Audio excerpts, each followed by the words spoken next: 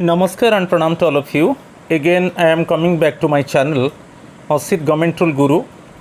If you have not subscribed my channel, please subscribe my channel, share my video, and also comment it so that I can rectify myself in my subsequent videos. Today, I will discuss study leave.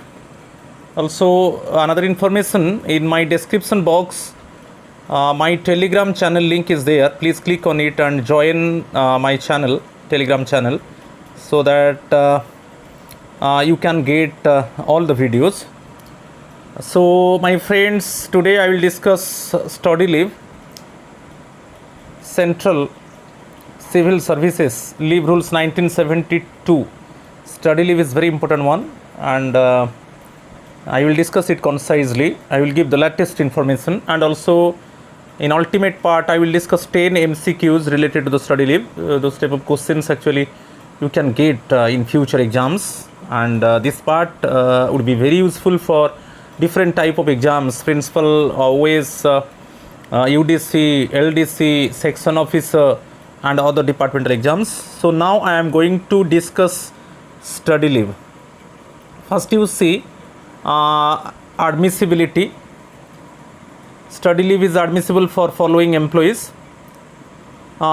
First one, higher studies or specialized training in a professional or technical subject having a direct and close connection with his sphere of duties. Only higher studies related to the professional or technical subject related to the official duties. Okay, study leave can be granted. तो जो भी professional higher studies related to the professional course और some technical subject and which are very essential for the duties and which are related to the official work, उस समय हमको study leave मिल सकता है. Studies connected with public administration, basically जो भी work public interest related में है उसमें स्टडी लीव ग्रांट होगा. तो ये बहुत इंपॉर्टेंट है. Studies connected with public administration part बहुत इंपॉर्टेंट है, और इसको अंडरलाइन कर दिया, प्रोफेशनल और technical subject. Okay, connection with sphere of duties, right. Next one, studies capable of widening his mind and improving his ability as civil servant but not closely और directly concern with work. जो भी higher studies है वो directly related to the work नहीं है, मगर फिर भी basically due to the higher studies it widen the mind of the employee and improving the ability of the employee as civil servant. तो उस रिलेटेड में एक्चुअली स्टडी लीव ग्रांट होता है. Next one, the course or training or studies certified to be of definite advantage to government from point of view of public interest. Advantage to government from point of view of public interest. तो जो भी higher studies है, higher studies complete होने से क्या है, government को advantage है. Okay, related to the public interest. So in this cases also study leave is granted. The government has given permission to the employees to pursue higher studies, and those type of higher studies basically related to the public interest, and in future, in subsequent time and in posterior time, providing qualitative service to the public. So in this matter actually study leave is granted. Next one, postgraduate course in medical sciences by medical officer. जो भी medical officer है post graduate course के लिए उनको study leave grant होता है. Post graduate course by specialist और technical person. तो ये सब चीज़ के लिए एक्चुअली स्टडी लीव एडमिसिबल होता है, related to the public interest, related to the public administration, widening the mind and basically improving the ability of the employees, but directly higher study is not related to the work. Okay, for professional higher studies or some higher studies related to the technical in nature, ये सब matter में actually study leave grant होता है. General academic improvement के लिए study leave grant नहीं होता है, आगे हम डिस्कस करेंगे। चलो ठीक है, study leave is not admissible देखेंगे, तो कहाँ पर स्टडी लीव ग्रांट नहीं होगा। For studies out of India if facilities for the same are available in India, यदि फैसिलिटीज़ अभी कंसर्न एम्प्लॉय चाहता है कि वो अब्रोड में हायर स्टडी को परस्यू करेगा, मगर उससे रिलेटेड एक्चुअली फैसिलिटी इंडिया में है, तब उस केस में स्टडी लीव ग्रांट नहीं होगा, right. For studies out of India if facilities for the same are available in India, यदि सेम फैसिलिटीज़ इंडिया में है, क्यों गवर्नमेंट स्टडी लीव ग्रांट करेगा कि हायर स्टडीज़ को परस्यू करने के लिए अब्रोड में। फॉर स्टडीज़ इन एकेडमिक और literary subjects other than those mentioned above, basically academic में अभी बोला था, जनरल एकेडमिक और लिटरेरी सब्जेक्ट में गवर्नमेंट स्टडी लीव ग्रांट नहीं करता है। बेसिकली अभी मैं बताया प्रोफेशनल और some technical subjects, right, and higher studies related to the public interest, related to the public administration, ये सब केस में एक्चुअली, और जहाँ पर जो हायर स्टडीज होने से क्या है गवर्नमेंट को एडवांटेजेस है, मगर यहाँ पर बेसिकली जो एक कंसर्न एम्प्लॉय वो चाहता है कि वो हायर स्टडी बेसिकली परस्यू करेगा अब्रोड में, मगर वो फैसिलिटीज इंडिया में है, तब वहाँ पर स्टडी लीव ग्रांट नहीं करेगा, ठीक है। यदि इंडिया में है तब गवर्नमेंट परमिशन नहीं देगा कि हायर स्टडी को परस्यू करना है अब्रोड में। सिमिलरली जनरल एकेडमिक और लिटरेरी सब्जेक्ट्स में government basically study leave grant नहीं करता है। Next one, to same official with such frequency as to remove him from contact with his regular work, ये बहुत इंपॉर्टेंट है, और cause cadre difficulties owing to his absence on leave. इस case में भी स्टडी लीव ग्रांट नहीं होगा, जिस केस में ये हम देखते हैं कि जो रेगुलर वर्क है, स्टडी लीव देने से हायर, जब कंसर्न एम्प्लॉय हायर स्टडी को परस्यू करेगा उस समय उसका जो रेगुलर वर्क है उसके साथ कनेक्शन नहीं रहेगा।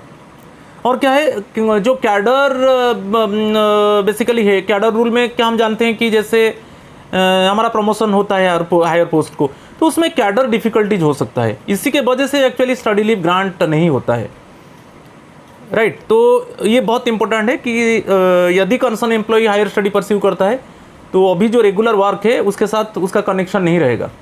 और कभी कभी कैडर डिफिकल्टीज होता है, जो बेसिकली रूल्स है कि कैडर रूल में कि एक पर्टिकुलर टाइम पीरियड में प्रमोशन होता है, ठीक है, इसमें डिफिकल्टी जा सकता है, इसलिए स्टडी लीव ग्रांट नहीं होता है। तो इसको आपको बहुत इंपॉर्टेंट है, उसको देखना है। नेक्स्ट पॉइंट दिया है, to an official due to retire within 3 years, 5 years in case of central health services, officers granted 36 months study leave, अब रिटर्न फ्रॉम स्टडी लीव। हम जानते हैं कि जब स्टडी लीव से हम रिटर्न करेंगे, बेसिकली जनरल केस में स्टडी लीव से रिटर्न करेंगे, हमको 3 years नेक्स्ट काम करना है। और बेसिकली जो सेंट्रल हेल्थ सर्विस है ऑफिसर्स, उनको 36 months स्टडी लीव ग्रांट मिलता है, और बेसिकली जनरल केस में 24 months मिलता है। जो सेंट्रल हेल्थ सर्विस केस में सेंट्रल हेल्थ सर्विस ऑफिसर्स को 36 months मिलता है। तो इस केस में क्या है, after completion of study leave, जो स्टडी लीव खत्म होने के बाद कंपल्सरी 3 years काम करना है जनरल केस में, और जो CHS ऑफिसर्स है उनको कंपल्सरी स्टडी लीव खत्म होने के बाद उनको 5 years कंपल्सरी काम करना है। और इसमें क्या है, यदि आप स्टडी लीव के लिए अप्लाई किया कि गवर्नमेंट चेक कर रहा है कि विद इन 3 years आपका रिटायरमेंट है, कि CHS ऑफिसर के लिए विद इन 5 years आपका रिटायरमेंट है, वहाँ पर स्टडी लीव ग्रांट नहीं होगा, क्योंकि गवर्नमेंट का नियम यही है कि जिस डेट में आपका स्टडी लीव खत्म हो जाता है उससे आप 3 years काम करोगे, और CHS ऑफिसर्स के लिए उनको कंपल्सरी 5 years काम करना होगा नेक्स्ट, राइट। तो ये केस में एक्चुअली एडमिसिबल नहीं है। जैसे ओनली आप अप्लाई कर रहे हो मगर विद इन 3 years आपका रिटायरमेंट है, कि CHS ऑफिसर्स अप्लाई कर रहा है स्टडी लीव मगर उसका 5 years के अंदर उसका रिटायरमेंट है, तो इस केस में एडमिसिबल गवर्नमेंट स्टडी लीव को ग्रांट नहीं करता है। तो ये बहुत इंपॉर्टेंट है, कहाँ पर एडमिसिबल है कहाँ पर एडमिसिबल नहीं है, ये सब पॉइंट्स को आपको बारीकी से देखना है कि उसके ऊपर क्वेश्चन आता है। अभी नेक्स्ट देखेंगे सैंक्शनिंग अथॉरिटी, बेसिकली मिनिस्ट्री, इसको आपको याद रखना है, मिनिस्ट्री और department of the central government, और जो एडमिनिस्ट्रेटर है वो यूनियन टेरिटोरीज, और next one CAG, controller and auditor general of India. इसमें क्लियर, ये सब सैंक्शनिंग अथॉरिटी है। जो study leave sanctioning authority basically central government case में मिनिस्ट्री और डिपार्टमेंट, यूनियन टेरिटोरीज में एडमिनिस्ट्रेटर, और अदर केस में CAG, controller and auditor general of India. ये फास्ट शेड्यूल, जो लीव रूल्स का फास्ट शेड्यूल है, इसमें क्लियरली मेंशन है कि who is the sanctioning authority of study leave. ये बहुत इंपॉर्टेंट है, उसके ऊपर क्वेश्चन आता है, राइट। चलो नेक्स्ट पार्ट को चलेंगे। Certification, approval and report.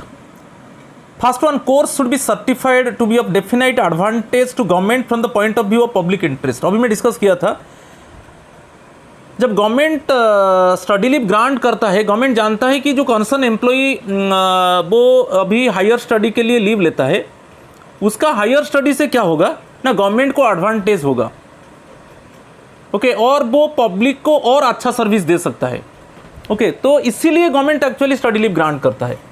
तो government must certify that due to higher study definitely government will get some advantage and definitely it would be helpful related to the public interest, and definitely the concerned employee would give qualitative service to the public, because generally जो government officials generally they deal with the public, so due to higher studies actually they can provide some good service to the public, basically in if they pursue some professional course or basically technical subjects, if they pursue higher studies related to the technical subject related to the public administration, then definitely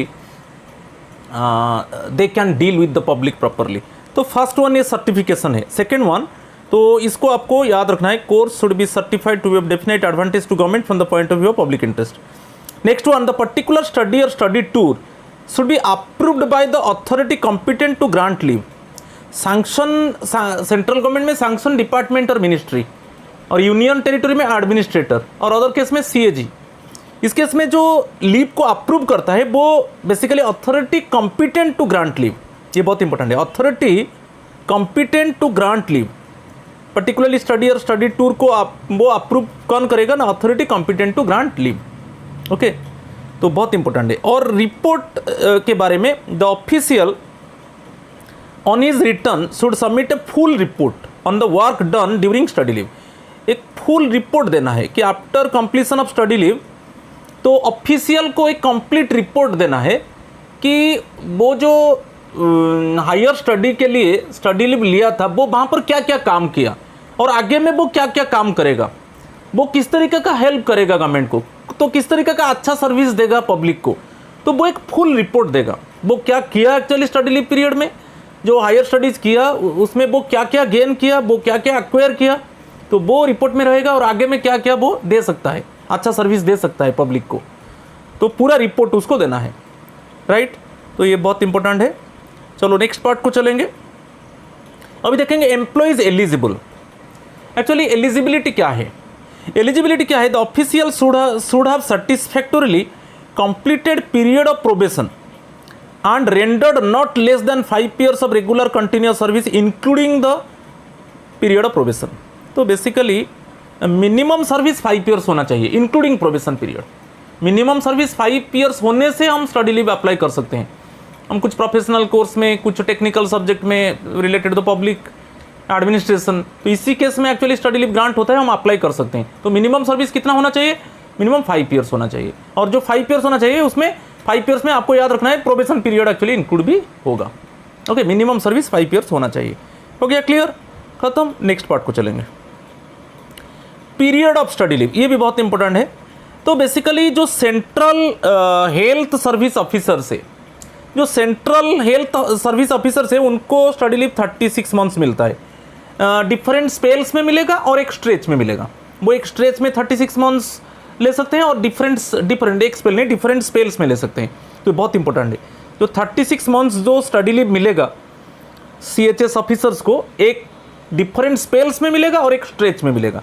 similarly जो general है, general case में for others basically 24 months वैसे ही एक stretch में मिलेगा और different spells में मिल सकता है। For others 24 months in the entire service and may be granted at a stretch और इन डिफरेंट स्पेल्स। तो CHS ऑफिसर्स एंटायर सर्विस में 36 months मिलेगा। कैसे मिलेगा, डिफरेंट स्पेल्स में मिल सकता है और एक स्ट्रेच में मिल सकता है। और जो फॉर अदर्स है 24 months इन एंटायर सर्विस और एक स्ट्रेच में 24 मंथ्स स्टडी लीव मिल सकता है और डिफरेंट स्पेल्स में मिल सकता है, राइट। तो ये बहुत इंपॉर्टेंट है, तो इसको याद रखना है, एट ए स्ट्रेच, ओके, और इन डिफरेंट स्पेल्स। चलो ठीक है। Next one, study leave can B combined with other kinds of leave due. जो भी अदर जो लीव ड्यू है उसके साथ स्टडी लीव कंबाइन हो सकता है, इंक्लूडिंग वैकेशन, ये दिया है। Study leave can B combine with other kinds of leave due including vacation provided the total leave, जो एक्स्ट्रा ऑर्डिनरी EOL जो है, बेसिकली EOL नहीं होगा, EOL के छोड़कर, एक्स्ट्रा ऑर्डिनरी लीव को छोड़कर स्टडी लीव कंबाइन हो सकता है अदर लीव के साथ। जो भी हमारा ड्यू है अदर लीव्स, चाहे CL है कि चाहे EL है, ठीक है, कि चाहे HPL है, वो सभी के साथ कंबाइन हो सकता है, मगर एक्स्ट्रा ऑर्डिनरी लीव के साथ कंबाइन नहीं होगा। तो ये कंबाइन होकर actually not exceeding 28 months, generally हम जनरल केस में हमको 24 मंथ्स एक्चुअली एंटायर सर्विस में स्टडी लीव मिलता है, मगर जब स्टडी लीव कंबाइन होगा विथ अदर लीव्स ड्यू, तो उस केस में एक्चुअली नॉट एक्सीड 28 मंथ्स, तो वहाँ पर generally 24 months plus 4 months, plus 4 months क्या है, वैकेशन इंक्लूड होगा और अदर जो लीव ड्यू है वो इंक्लूड हो सकता है। और PhD के लिए यदि आप PhD कोर्स करते हो तो 36 मंथ्स, जैसे जनरली नॉर्मली 24 मंथ्स और प्लस 12 मंथ्स होता है। तो इस केस बहुत इंपॉर्टेंट है। तो कंबाइन केस में स्टडी लीव जो भी लीव ड्यू है उसके साथ कंबाइन हो सकता है, उसमें वैकेशन भी कंबाइन होगा, मगर extra ordinary leave study leave के साथ कंबाइन नहीं होगा। और ये जो है जनरल केस में 28 मंथ्स एक्चुअली एक्सीड, उससे ज़्यादा नहीं होगा, नॉट एक्सीड 28 मंथ्स। और यदि PhD कोर्स कंसर्न एम्प्लॉय करता है तो उस केस में एक्चुअली जो 24 मंथ्स है वो एक्सटेंड होकर 36 मंथ्स होगा, राइट। तो इसमें हम क्लियर हो गए कि स्टडी लीव कंबाइन होगा with other leaves due, but it means except extraordinary leave, and then after extension actually it does not exceed 28 months, and if PhD course will be pursued then it does not exceed 36 months। clear हो गया। चलो next part को चलेंगे। if the course falls short of the study leave the official should resume duty on conclusion of course। यदि हमको study leave ये जो duration है, जैसे 24 मंथ्स और कुछ लीव ड्यू है, कंबाइन होता है तो 28 मंथ्स तक जाएगा, और PhD कोर्स केस में वो 24 मंथ्स एक्सटेंड होकर मैक्सिमम 36 मंथ्स तक जाएगा। यदि कुछ फिर फलसट होता है, इफ द कोर्स और कुछ कमी रह जाता है और कुछ दिन चाहिए, तो उस केस में क्या होगा कि if the course falls short of the study leave, if the course falls short of the study leave the official should resume duty on conclusion of course. तो इमीडिएटली उसको ज्वाइन करना है। जैसे सपोज मैक्सिमम 28 मंथ्स है, 28 months के बाद हमको और कुछ दिन चाहिए और कुछ दिन स्टडी लीव चाहिए, मगर 28 मंथ्स कंप्लीट हो गया मीन्स हमको इमीडिएटली ज्वाइन करना है।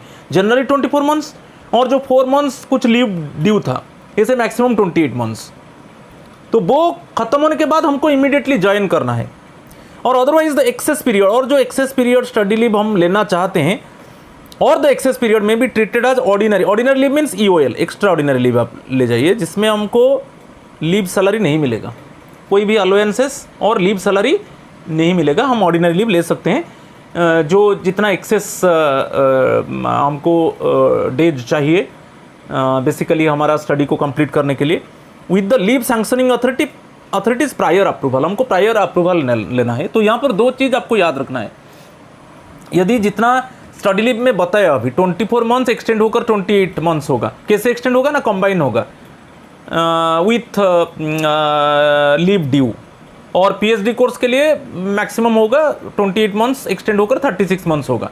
इसके बाद भी यदि फलसट होता है, यदि बाद में हमको और कुछ दिन चाहिए, तो यदि वो ख़त्म हो जाता है हम इमीडिएटली ज्वाइन करेंगे।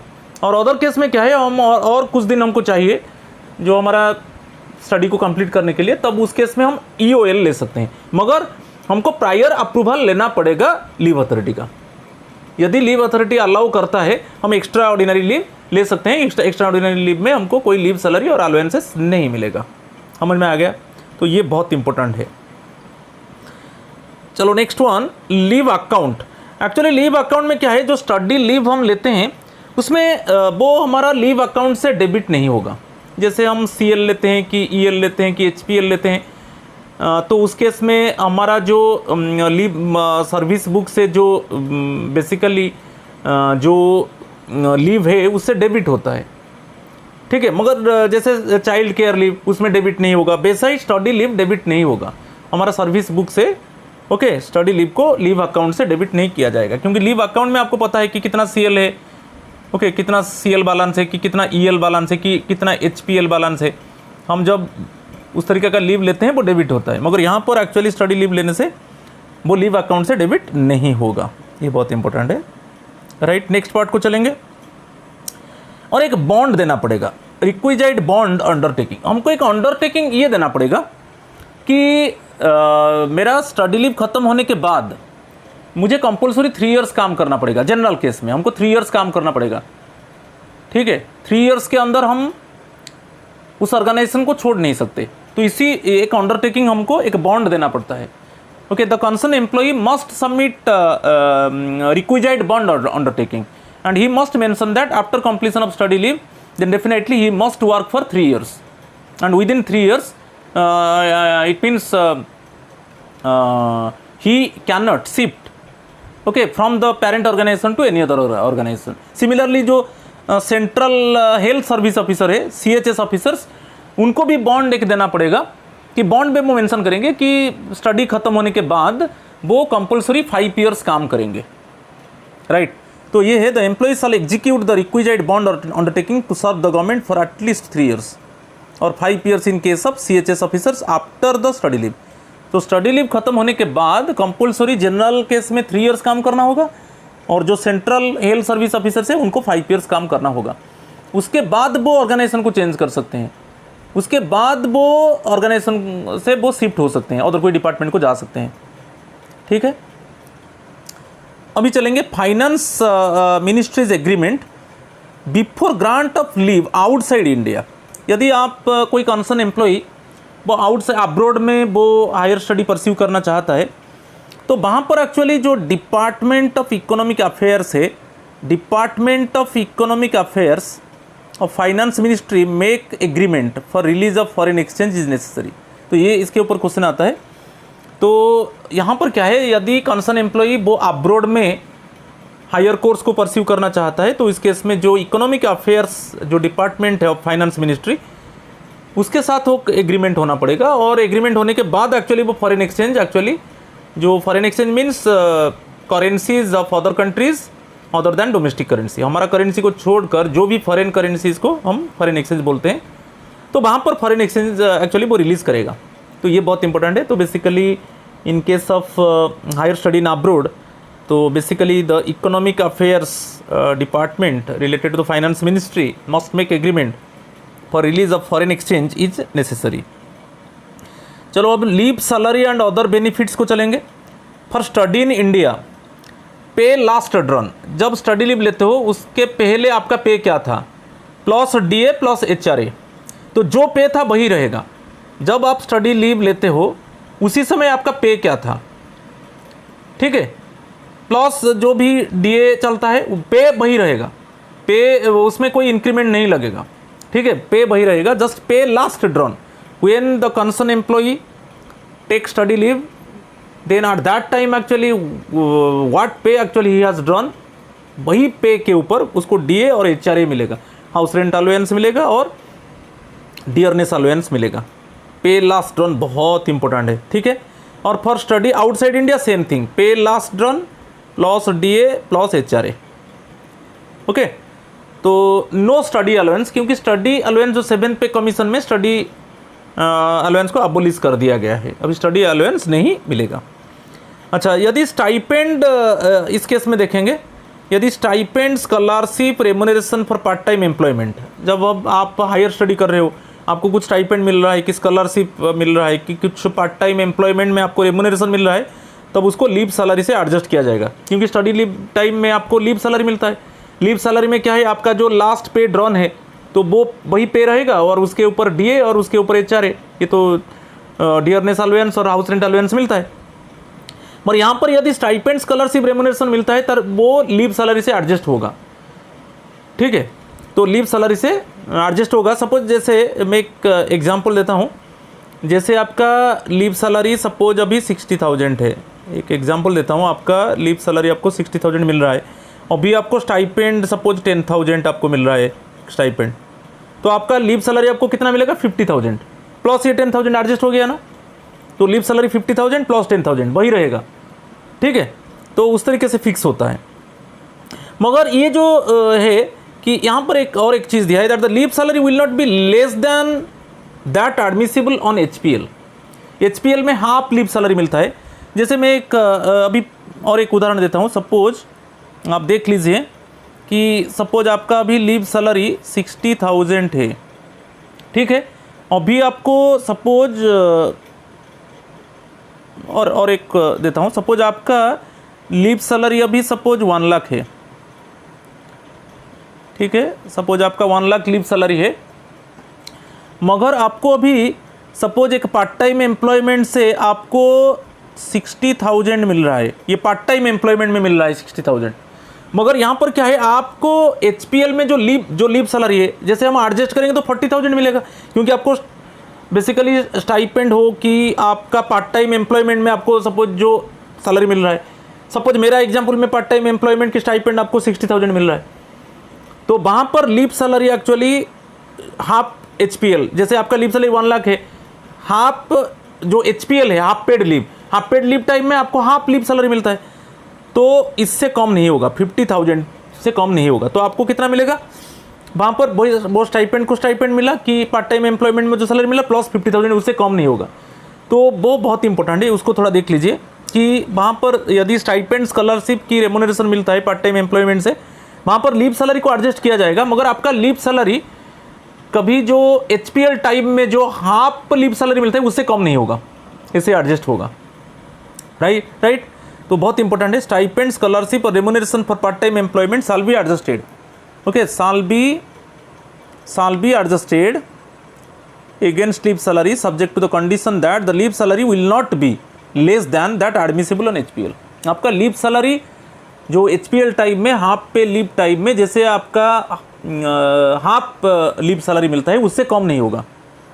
अभी मैं उदाहरण सपोज और एक देता हूँ, एक एग्जांपल देता हूँ यहाँ पर। सपोज आपका लीव सैलरी 70,000 है, मगर आपको अभी स्टाइपेंड 40,000 मिल रहा है, ठीक है।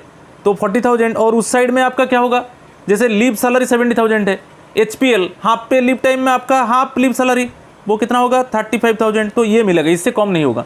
तो आपको अभी कितना मिलेगा 75,000 मिलेगा, क्योंकि आपका जो लीव सैलरी था उसका हाफ हो जाता है 35,000, उससे कम नहीं होगा।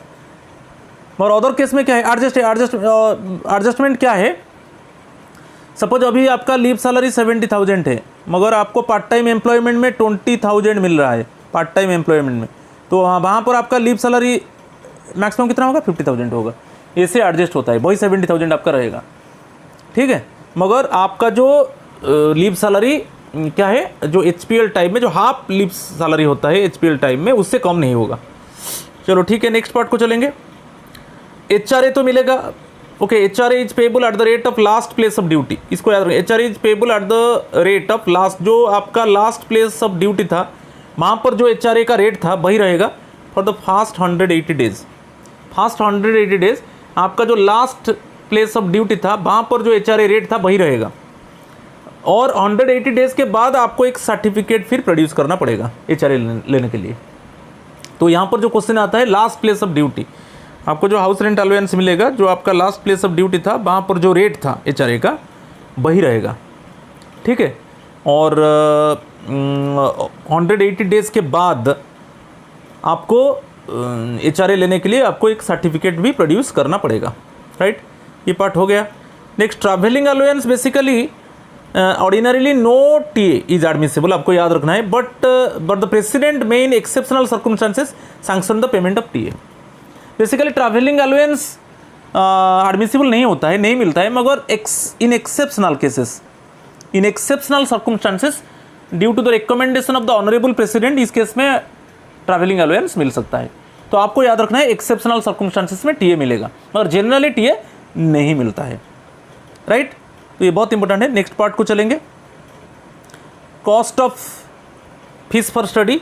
जनरली जो भी हायर स्टडी के लिए जो भी फी लगेगा वो एक्चुअली जनरली बियर करता है कंसर्न गवर्नमेंट सर्वेंट, ठीक है। वही दिया है, the government servant should be required to meet the cost of fees paid for study. तो जनरली जो कॉस्ट ऑफ फी है वो एक्चुअली बियर करता है कंसर्न गवर्नमेंट एम्प्लॉय।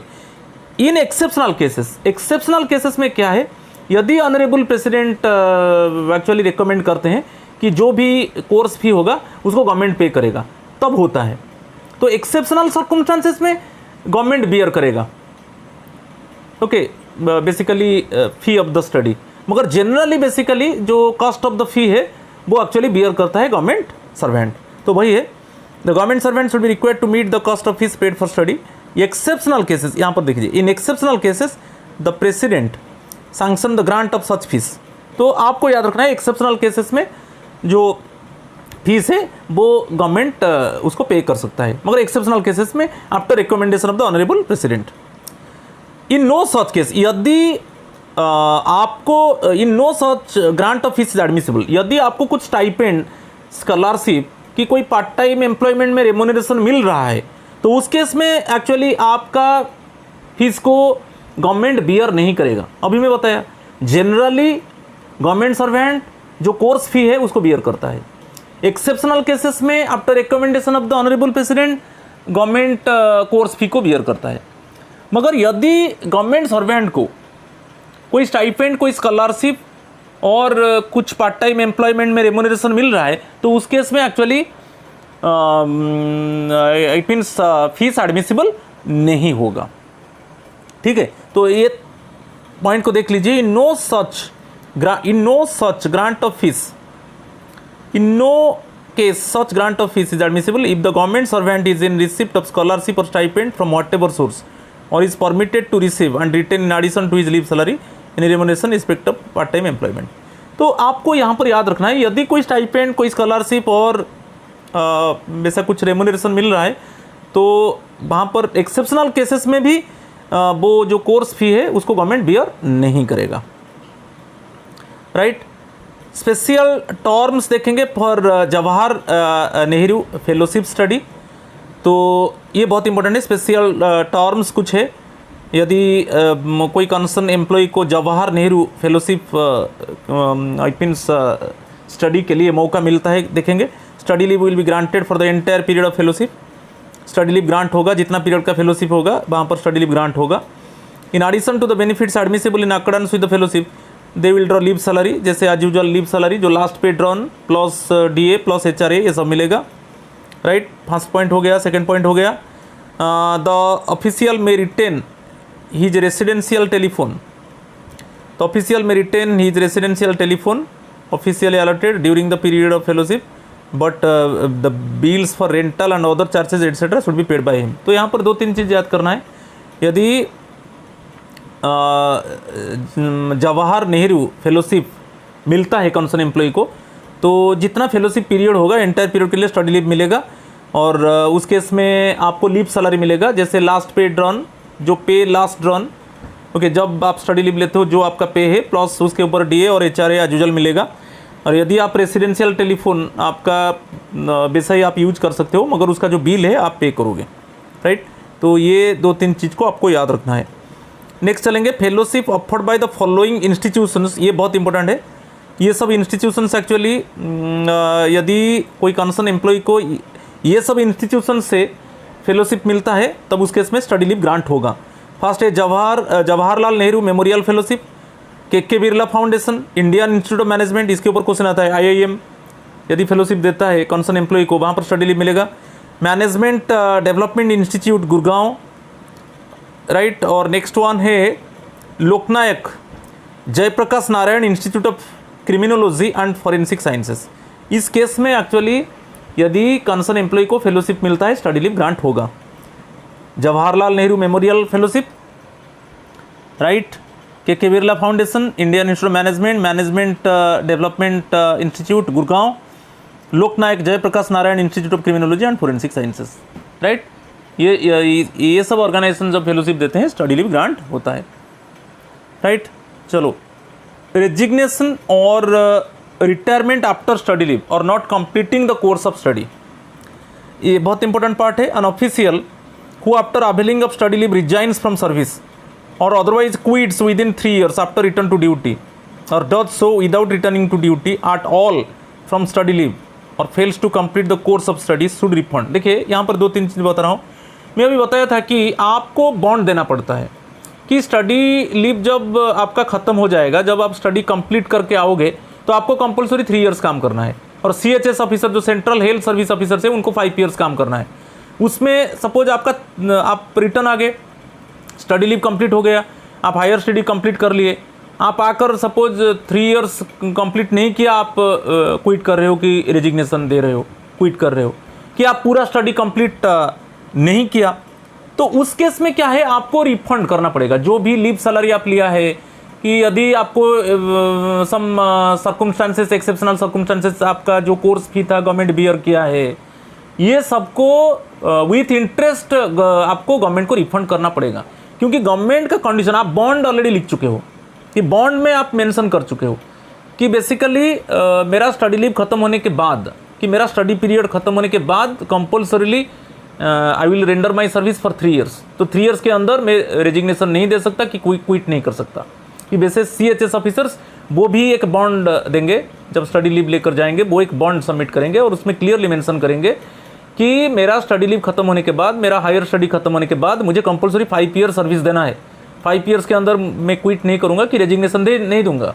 तो ये देने से क्या है, आपको जो भी आपको गवर्नमेंट से आप जो भी फैसिलिटीज़ लिया है, जैसे आप लीव सैलरी लिया है, कि यदि कुछ एक्सेप्शनल सर्कमस्टांसेस में गवर्नमेंट आपका कोर्स फी को बियर किया है, कि एक्सेप्शनल सर्कमस्टांसेस में बेसिकली आपको TA गवर्नमेंट दिया है, तो वो सभी आपसे रिफंड होगा विथ इंटरेस्ट, वही चीज़ दे दिया। तो यहाँ पर जो है क्या रिफंड करना पड़ेगा, the actual amount of leave salary, cost of fees. Cost of fees क्या है, एक्सेप्शनल केसेस में बताया था। बेसिकली जो कॉस्ट ऑफ कोर्स फी होता है उसको गवर्नमेंट सर्वेंट बियर करता है, मगर एक्सेप्शनल केसेस में क्या है, after the recommendation of the president course fee को गवर्नमेंट बियर करता है। Okay, and other expenses. Similarly TA तो जनरली नहीं मिलता है, ट्रैवलिंग अलाउंस, मगर एक्सेप्शनल केसेस में TA प्रोवाइड किया जाता है, ट्रैवलिंग अलाउंस भी गवर्नमेंट बियर करता है, राइट। तो ये सबको रिफंड करना पड़ेगा विथ इंटरेस्ट। तो actual amount if any of the cost incurred by other agencies such as foreign governments, foundations, trust in connection with the course of study with interest thereon at the prescribed rates. यहाँ पर देखिए, यदि जो amount suppose कोई agency आपके लिए beer किया है, कोई फॉरेन गवर्नमेंट की, foreign any foundation, any trust connection with the course, वो सब कोर्स फी बियर किए हैं, कि आपको फैसिलिटीज़ दिए हैं, वो सभी रिफंड होगा विथ इंटरेस्ट। और एक्सेप्शनल केसेस में यदि आप क्विट करते हो, सपोज जनरल केस में, suppose after completion of the study with in 3 years आप क्विट करते हो, कि रेजिग्नेशन देते हो, और CHS officers suppose quit and resign suppose with in 5 years, इस केस में क्या होगा, एक्सेप्शनल केस में ऑनरेबल प्रेसिडेंट जो आपको रिफंड देना पड़ेगा वो वेव कर सकते हैं, उसको छोड़ सकते हैं। एक्सेप्शनल केसेस द प्रेसिडेंट में वेव और रिड्यूस सच रिकवरीज, मगर आपको देना पड़ेगा। तो कंपलसरी यही कंडीशन है, आपको आप बॉन्ड दे चुके हो कि मेरा हायर स्टडी कंप्लीट होने के बाद मैं कंपलसरीली 3 years सर्विस दूंगा और मेरा पेरेंट ऑर्गेनाइजेशन में। और वैसा ही CHS ऑफिसर्स वो भी बॉन्ड दे चुके हैं कि मुझे after completion of the study मुझे 5 years सर्विस देना है, उसके अंदर मैं क्विट करता हूँ, कि रेजिग्नेशन करता हूँ, तो उस केस में जो भी लीव सैलरी मिला है, कि जो भी ट्रैवलिंग अलाउंस की अदर मेरे लिए जो government actually course fee bear किया है, कोई फाउंडेशन की, कोई ट्रस्ट की, कोई फॉरेन गवर्नमेंट मेरा कोर्स फी बियर किया है, सभी को मैं रिफंड करूँगा विथ इंटरेस्ट। क्लियर, ये पूरा चीज़ में बताया। अभी थोड़ा MCQ के ऊपर जाएंगे। फर्स्ट क्वेश्चन यहाँ पर है कि who is eligible for grant of study leave. यहाँ पर 4 ऑप्शन है, group A officers, group B officers, group C officers, all gazetted and non gazetted staff. All gazetted and non gazetted staff, answer is bit D। Okay, both gazetted and non gazetted staff eligible for grant of study leave. मगर study leave किसको admissible होगा, basically for professional related to the higher studies.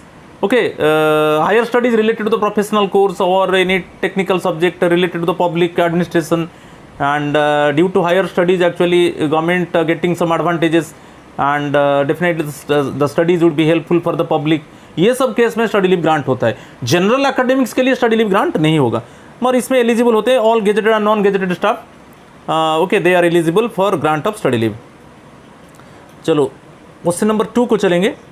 What is the minimum period of service required for sanction of study leave to a government servant. अभी मैं बताया था minimum service 5 years including probation period. Answer हो गया bit C, including probation period. Minimum service 5 years होने से हम study leave के लिए जो बेसिकली हमारा अथॉरिटी है, कंसर्न अथॉरिटी, उनको अप्लाई करेंगे। सेंट्रल गवर्नमेंट में मैं बताया था, सेंट्रल गवर्नमेंट में डिपार्टमेंट और मिनिस्ट्री, और यूनियन टेरिटरी में एडमिनिस्ट्रेटर, और अदर केस में CAG, controller and auditor general, उनको हम अप्रोच करेंगे स्टडी लीव के लिए, मगर मिनिमम सर्विस 5 ईयर्स होना चाहिए including probation period. Answer is bit C. Question number 3, study leave may not be granted to a government servant who is due to reach the age of superannuation, माने retirement age है, superannuation within dash years from the date on which he is expected to return to duty after leave। Suppose ये क्या है, आप study leave से return करते हो, study leave से आप रिटर्न कर, जो आपका हायर स्टडी कंप्लीट हो गया, हायर स्टडी टाइम में आप स्टडी लीव लिया था, आप रिटर्न करने के बाद आपको कंपलसरी 3 ईयर्स काम करना है, कि सीएचएस जो सेंट्रल हेल्थ सर्विस ऑफिसर है उनको 5 ईयर्स काम करना है। उसी पीरियड के अंदर सपोज आपका रिटायरमेंट टाइम है, समझ में आ रही कि नहीं, उसी तो वहाँ पर आपको गवर्नमेंट एक्चुअली स्टडी लीव आपको नहीं ग्रांट करता है। ओके, आपका study leave basically general case में 24 मंथ्स है और सीएचएस ऑफिसर्स के लिए 36 मंथ्स है, नहीं कि जनरली 24 मंथ्स और 36 मंथ्स। तो गवर्नमेंट देखता है कि आफ्टर जब आपका स्टडी लीव खत्म हो गया, आप जब हायर स्टडी आप कंप्लीट करके आओगे, आपको कंपलसरी 3 ईयर्स काम करना है जनरल केस में, और अदर केस में आपको CHS central health service officers को 5 ईयर्स काम करना है। तो वही है स्टडी लीव मैंने, तो इस केस में एक्चुअली आपको ग्रांट नहीं होगा, क्योंकि गवर्नमेंट देखता है कि स्टडी लीव जो आपका स्टडी खत्म होने के बाद आपका विदिन 3 ईयर्स आपको कंपलसरी काम करना है, मगर विदिन 3 ईयर्स आपका रिटायरमेंट होता है। सीएचएस ऑफिसर्स का वही, आप स्टडी हायर स्टडी कंप्लीट करके आया, आपका स्टडी लीव खत्म हो गया, आपको कंपलसरी 5 ईयर्स काम करना है और उसी के अंदर आपका रिटायरमेंट है, तो वहाँ पर आपको गवर्नमेंट स्टडी लीव नहीं देता है। तो जनरल केस का क्वेश्चन पूछा है, both 3 years study leave may not be granted to a government servant who is due to reach the age of superannuation within 3 years from the date on which he is expected to return to duty after leave। तो answer is bit B. Question number 4 को चलेंगे। Name the course from the following for which study leave is not admissible. तो general academics case में देखिए, study in regular academic courses, इन इसके लिए actually study leave नहीं मिलेगा। पीएचडी के लिए मिलेगा, मेडिकल साइंसेस पीजी के लिए मिलेगा, any type of course connected with public administration मिलेगा। जनरल एकेडमिक कोर्स के लिए आपको स्टडी लीव ग्रांट नहीं होगा। ओके, तो ये हो गया, आंसर इज बिट ए। तो क्वेश्चन नंबर 5 को चलेंगे। What is the maximum period of study leave admissible to a government servant other than CHS officers during entire service में 24 मंथ्स। एंटायर सर्विस में 24 मंथ्स, यदि ये कंबाइन होगा, combine क्या होगा, आपका लीव अकाउंट में आपका लीव है, सपोज कुछ लीव ड्यू है तो उसके साथ कंबाइन हो सकता है। जब कंबाइन होगा वो 28 मंथ्स होगा, और आप पीएचडी कोर्स करते हो तो कंबाइन होगा तो वो 36 मंथ्स होगा, उससे ज़्यादा नहीं होगा, मगर जनरली 24 मंथ्स। और जो सेंट्रल हेल्थ सर्विस ऑफिसर से उनको मिलेगा 36 मंथ्स। तो ये जो जनरल केस में जो 24 मंथ्स मिलेगा वो एक ही स्ट्रेच में मिल सकता है और डिफरेंट स्पेल्स में मिल सकता है। और सिमिलरली जो सीएचएस ऑफिसर से उनको कितना मिलेगा, 36 मंथ्स मिलेगा, एक स्ट्रेच में मिल सकता है और डिफरेंट स्पेल्स में मिल सकता है। ठीक है, और यहाँ पर जो पूछा है कि maximum period of study leave admissible to government servant other than CHS officer during entire service, it is 24 months. It is 24 months. यदि वो कोई लीव ड्यू है उसके साथ कंबाइन होगा तो वो कितना हो जाएगा, डज नॉट एक्सीड 28 मंथ्स। और पीएचडी कोर्स में डज नॉट एक्सीड 36 मंथ्स। यहाँ पर 24 मंथ्स जनरली हो गया, और जो 4 मंथ्स यदि आपका कोई लीव ड्यू है, सीएल, ईएल, एचपीएल, ये सब लीव ड्यू है तो आप ले सकते हो, मगर वो 28 मंथ्स एक्सीड नहीं होगा, और पीएचडी कोर्स में 36 मंथ्स एक्सीड नहीं होगा। Right, answer is bit C इसका। तो क्वेश्चन नंबर 6 देखेंगे कि what are all the allowances computed for payment of leave salary in respect of a government servant who is availing study leave in India. तो मैं बताया था last pay drawn, जब आप स्टडी लीव लेते हो तो आपका पे क्या था, वही पे रहेगा, प्लस उसके ऊपर जो as usual DA plus HRA. तो last pay drawn plus DA and HRA. Answer is bit B. Answer bit B. तो आपका जब स्टडी लीव लेते हो आपका लास्ट पे क्या है, तो उसके ऊपर एज यूजुअल जो प्रेजेंट डीए है प्लस एचआरए, और एचआरए क्या है फर्स्ट 180 डेज मिलेगा, उसके बाद आपको फिर सर्टिफिकेट सबमिट करना पड़ेगा। और जो एचआरए मिलेगा जो आपका लास्ट प्लेस ऑफ ड्यूटी था, आपका जो लास्ट प्लेस ऑफ ड्यूटी था उसमें जो रेट था वही मिलेगा। सपोज आपका लास्ट प्लेस ऑफ ड्यूटी में आपका एचआरए 18% था, लास्ट प्लेस ऑफ ड्यूटी में वही 18% मिलेगा।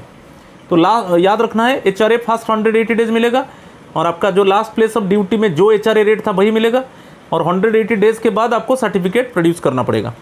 तो इसमें 3 चीज़ आता है जो लीव सैलरी होता है, last paid run plus DA and HRA. Answer is bit B. Question number 7, what is the maximum period of study leave that can be granted to central health service officers during the entire service? 36 months। Suppose आप PG course के लिए मिलेगा, medical officers को PG करना है और कुछ special course करना है, तो इस केस में 36 मंथ्स मिलेगा। एक स्ट्रेच में मिल सकता है और डिफरेंट स्पेल्स में मिल सकता है। जनरल केस में हमको 24 मंथ्स मिल सकता है, और सीएचएस ऑफिसर्स को 36 मंथ्स मिलेगा। ठीक है, तो ये आंसर है बिट बी है, राइट। इस सब में डिस्कस कर चुका हूँ। Next one, question number 8, who will meet the cost of fees paid for study during study leave. जो कॉस्ट ऑफ फीस है, कॉस्ट ऑफ फीस कौन बियर करता है? जनरली उसको बियर करता है गवर्नमेंट सर्वेंट, और एक्सेप्शनल केस में यदि ऑनरेबल प्रेसिडेंट रिकमेंड करते हैं तब वो कोर्स फी को गवर्नमेंट बियर करेगा। तो आपको याद रखना है यहाँ पर जो generally government servant, institute which offer study partly by government and institute, basically government servant bear करता है। Answer is bit B. जो कोर्स फी होगा, कोर्स फी को जनरली गवर्नमेंट सर्वेंट बियर करेगा, और बट एक्सेप्शनल सर्कमस्टांसेस में course fee को government beer कर सकता है। मगर वहाँ पर एक क्लू है कि after recommendation of the honourable president आपका कोर्स फी को एक्सेप्शनल सर्कमस्टांसेस में गवर्नमेंट बियर कर सकता है, और यहाँ पर जनरली जो कॉस्ट ऑफ फीस है उसको गवर्नमेंट सर्वेंट ही बियर करेगा। Answer is bit B.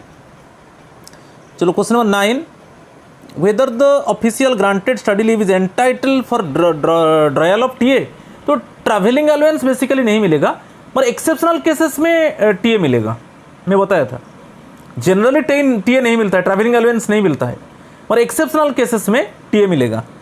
Okay, तो वही है not entitled in exceptional circumstances, partly entitled non. तो ये आंसर होगा। आपको जनरली टीए नहीं मिलता है, और यहाँ एक्सेप्शनल सर्कमस्टांसेस में टीए आपको मिलेगा, वही दिया है एंटाइटल्ड इन एक्सेप्शनल सर्कमस्टांसेस, तो दिया है तो टीए मिलेगा। तो वही whether the official granted study leave is entitled for drawal of TA, generally नहीं मिलेगा। आपको क्वेश्चन को थरोली देखना है, जनरली नहीं मिलेगा मगर एक्सेप्शनल सर्कमस्टांसेस में टीए मिलेगा। इसका लास्ट क्वेश्चन देखेंगे, name the allowance which is inadmissible during study leave. है ना, जो allowance actually study leave time में जो अलाउंस नहीं मिलेगा, इनएडमिसिबल पूछा है हमको। डीए, एचआरए ये सब मिलता है, टीए इन एक्सेप्शनल सर्कम ये सब मिलेगा, मगर स्टडी अलाउंस एबोलिश हो चुका है, स्टडी अलाउंस नहीं मिलेगा। अभी हमको क्या है, जो लास्ट पे ड्रॉन है उसके ऊपर डीए मिलेगा, प्रेजेंट डीए, एचआरए मिलेगा, और मैं अभी बताया जनरली टीए नहीं मिलता है, मगर एक्सेप्शनल सर्कमस्टांसेस में ट्रैवलिंग अलाउंस भी मिलेगा, और स्टडी अलाउंस अभी जो 7th पे कमीशन में स्टडी अलाउंस को अबोलिश कर दिया गया है। ठीक है, तो ये आज था स्टडी लीव के ऊपर। तो please my friends, if you have not subscribe my channel, subscribe my channel so that you can get notification for my upcoming videos, and also you in description box my telegram channel link is there, please click on it and join it so that you can get all the videos. So आज इतना ही था, thank you and नमस्कार to all of you.